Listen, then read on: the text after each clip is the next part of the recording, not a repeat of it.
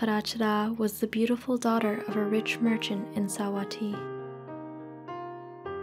She lived in comfort and was well cared for. She had servants to tend to her every need. She was very attractive and garnered attention from many young men. When she was 16, her parents locked her in a high tower to keep her away from all the young men who were pursuing her.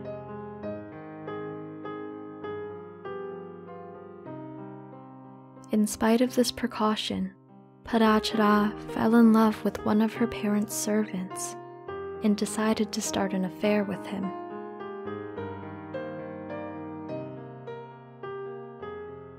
When she found out that her parents arranged a marriage for her, Parachara ran away from home to a distant village with her lover to elope.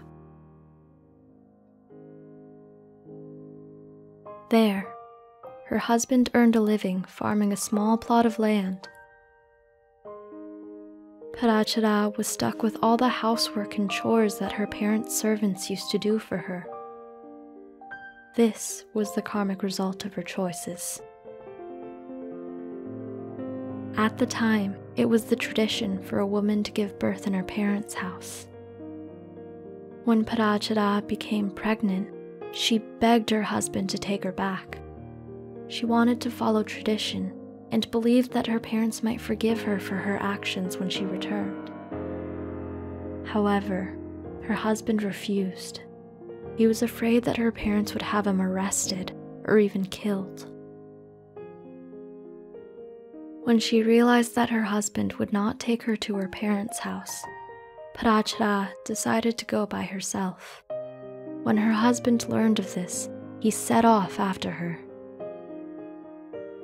He tried to convince her to return to their home, but she wouldn't listen.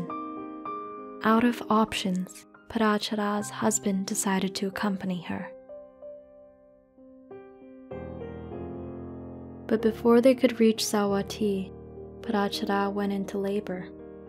She gave birth to a healthy baby boy. With no more reason to go to Savatthi, they decided to turn back.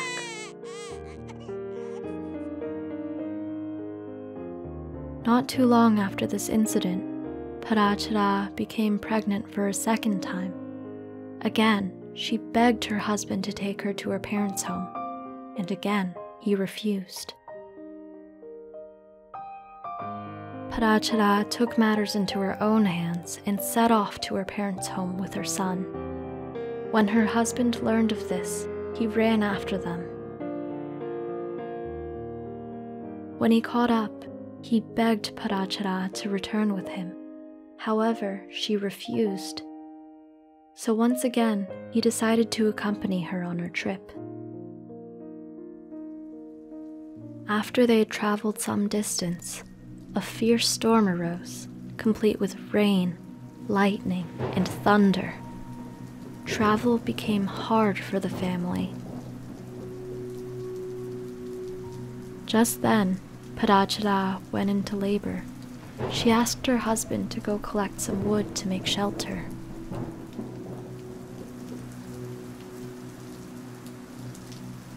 Parachara's husband was busy chopping down saplings when suddenly a venomous snake snuck up close and bit him. He died instantly. Parachara waited and waited for him, but he never returned. Eventually, she gave birth to a second son. Throughout the night, the two young boys screamed and wailed. The thunderstorm terrified them. The only shelter Parachara could offer them was her body, lean and haggard from giving birth and from traveling. In the morning, she concluded that her husband must have deserted them, so she decided to go on without him.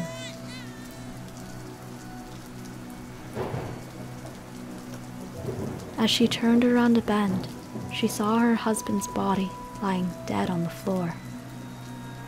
She lost the ability to stand and fell to her knees, grasping her husband's stiff body, entreating it to get up. She blamed herself for his death and for accusing him of abandonment. Eventually, she realized that she couldn't stay, so she decided to continue.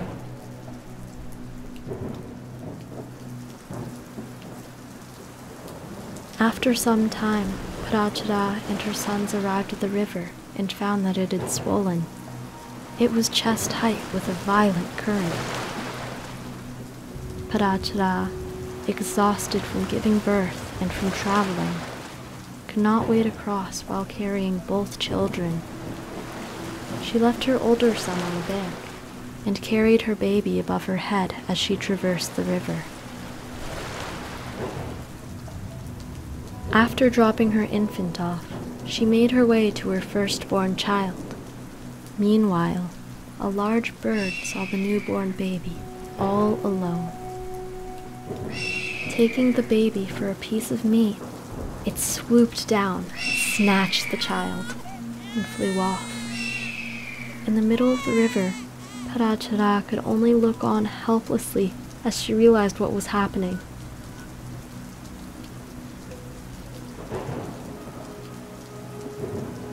Parachara screamed and waved her arms to get the bird's attention. She shouted, "My baby! My baby! Bring back my baby!"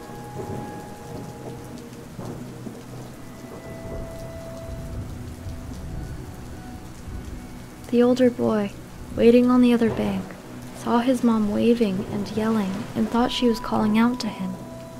So he started after her.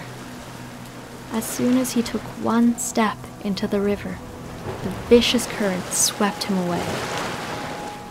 Parachara, hearing his screams, turned around, but by then, he was already beyond help. Parachara went on her way, but all she could see was darkness.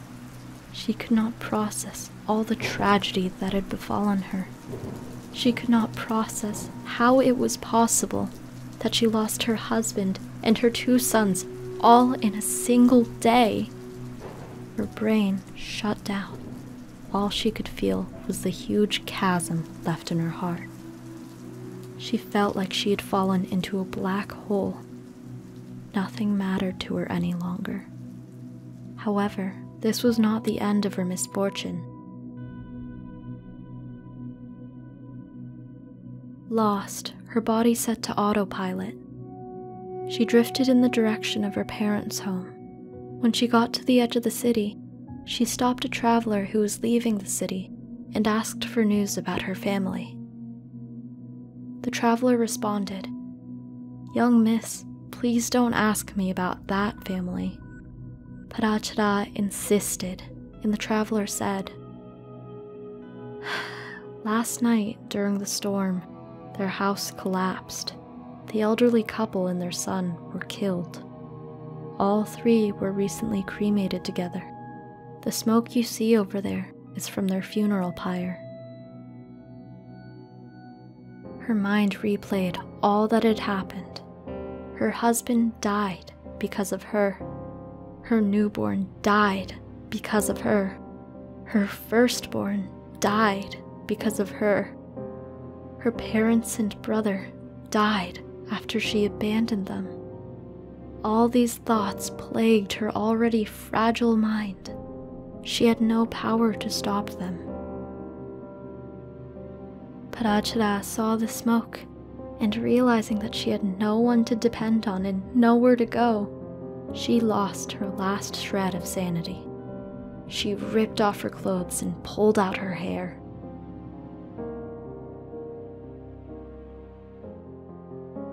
She wandered the city, weeping, wailing, and talking to herself. "My husband is dead. My sons are dead. My mother, father, and brother are burning on a funeral pyre. All is lost. All is gone. And it's all my fault. I'm all alone. I have nothing left." Everyone who saw her thought she was crazy, and some even threw trash at her. When she reached the temple, the monks blocked her from entering, The Buddha saw that Parachara was spiritually ripe for attainment. He said, "Do not block her, let her come to me." When Parachara was closer to the Buddha, he said, "Sister, regain your mind." Instantly, she regained her mindfulness. A kind man lent her his outer robe and she draped it over herself. After she bowed to the Buddha, she told him her tragic story. The Buddha said to her, "Parachara, do not be troubled anymore. You have come to one who can be your refuge and shelter. It is not only in this life that you've experienced calamity and disaster. In every life, throughout the rounds of rebirth, you've wept over the loss of sons and daughters, fathers and mothers, sisters and brothers, and all others dear to you. You have already shed more tears than the waters of all the oceans combined." Internalizing the Buddha's words, Parachara realized the perils of rebirth, and her grief subsided. She realized that there was nothing in the world that she could rely on. Everything she felt attached to would eventually lead to her suffering and pain. No bliss, love, or happiness was worth the extreme pain that she felt over and over each and every life. In the grand scheme of things, happiness was not a worthy goal to strive for after suffering was taken into account. Parachara released all attachments to her body and physical objects and became a Sotapanna, a stream enterer.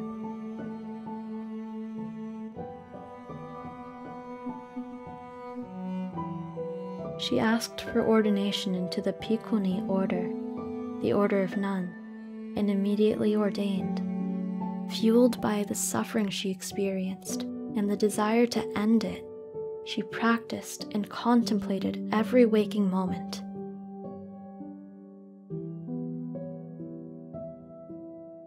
One day, after her walking contemplation, she sat down to rinse her feet before entering her kuti, or hut. Her mind was already focused, so she used the water as a topic of contemplation. She rinsed her feet for the first time. The water flowed a little and then sank into the ground. She rinsed her feet for the second time. The water flowed a little further and then sank into the ground. She washed her feet a third time. The water flowed even further, then sank into the ground. She recognized that this was a perfect metaphor for the impermanence of things. Some things live for a short while, like her sons, and then die. Some things live for a longer time, like her husband and brother, and then die. Other things live for a long while, like her parents, and then die. But just like all streams of water eventually end, all beings' lives also end.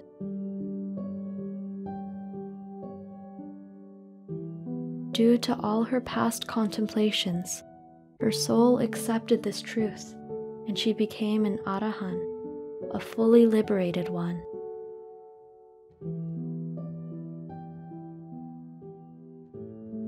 What do you think the moral of this story is? We hope you enjoyed the video. Click like if you did, and click subscribe if you want to see our uploads.